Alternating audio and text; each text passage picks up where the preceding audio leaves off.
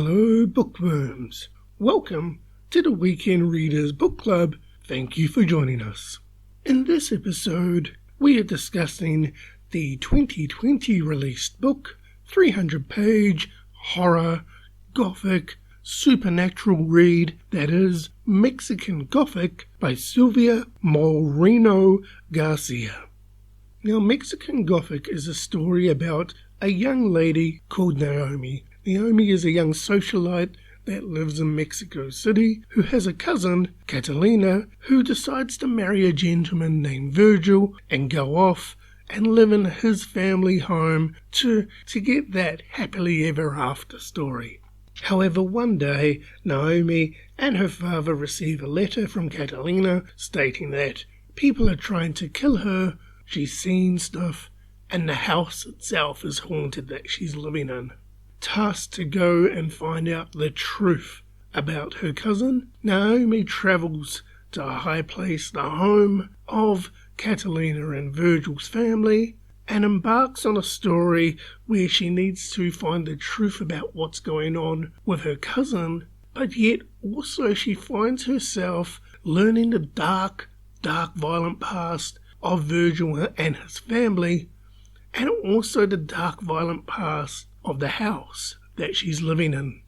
Not only that, but she slowly feels that she herself is becoming like her cousin, where she's possibly seeing ghosts. She believes the house is haunted, and evil spirits and evilness is just oozing out of the house around her, and she's unsure how to escape herself, but yet also how to escape with her cousin, because she cannot leave her cousin in the place that she's living in currently.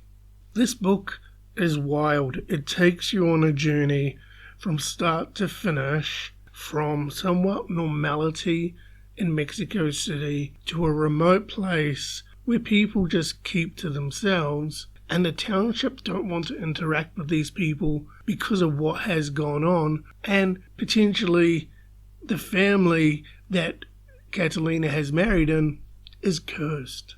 Now, what I liked about this book was there was a very, very slow burn to get to the horror / supernatural stuff in this book. This book is about 300 pages, and I found the first 200 pages was setting up the backstory as we were going along.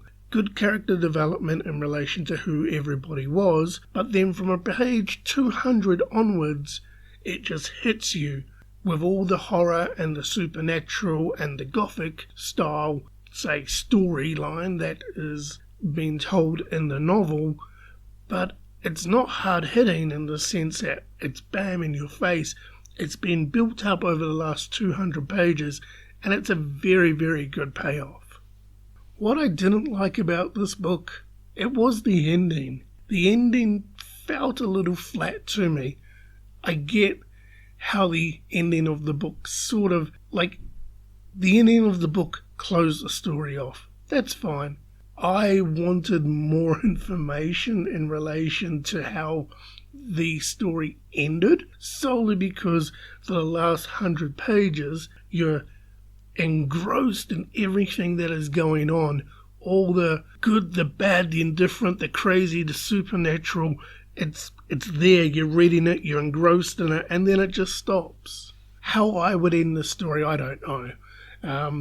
But the story does end, and it does give closure. I just wanted more information, especially around the characters that you read about in the final chapter. Now again, that's not a knock to the author at all. It's just my personal preference. I just wanted a little bit more substance, per se, in that final chapter. But overall, it was a very, very good read. Actually, it was a great read because, as I said previously about what I liked, that slow burn for the first 200 pages, it left me scratching going, hey, this book is supposed to be, awarded the top horror award on Goodreads. Where's the horror? Where's the supernatural? Where's the Gothic stuff? But the slow burn needed to get you there, so when it did come, It wasn't out of the blue. It all tied in together, and it was great. Now, you may be asking, will this book be sitting on my bookshelf? Unfortunately, no. And that's solely because of the ending. Now, don't get me wrong. I get why this book was awarded awards. It's a great book overall, and I'm happy that I have read it. However, with the ending finishing the way it did, it sort of left me a bit of a damper in the sense of the overall read. 99% of the book is great. It's just that 1% where I'm like, could I see myself reading it again knowing that payoff? Possibly not. And that's why it won't go on my bookshelf. But don't get me wrong, this book is an absolute great read to read. Now you too can decide if this book is a great read for you, if you want to put it on your own bookshelf after reading it and you'll come back and reread it. Feel free to use our links in our bio. They are via Amazon, where you will be able to purchase this book, be it paperback, Kindle, or audiobook. This way you can go out and read it and make your own assumptions. This book may be for you, this book may not be for you, but I would say to you, if this is something that you seem interested in, go ahead, pick up a copy and give it a good whirl and see if you enjoy it yourself. Now, as we always do here, as one book closes, another book has to open. It is now time to find out what the weekend readers, the next readers. The weekend readers, the next readers, brought to you by Fontytees.com. It's just fonts on teas and more. Visit today at Fontytees.com. Bookworms. We can confirm that the weekend readers' next read is Gump and Co. by Winston Groom.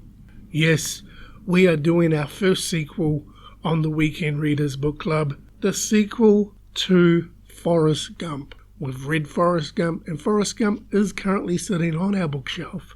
Let's read the sequel and see how we get on. So that there is our episode today, reviewing and discussing Mexican Gothic by Silvia Moreno-Garcia. Overall, a great book to read. If you are playing along at home, feel free to follow us. We are on Instagram at Weekend Readers Book Club. We are also on Spotify and YouTube at The Weekend Readers. Until next time, thanks again for joining us, and bookworms, happy reading.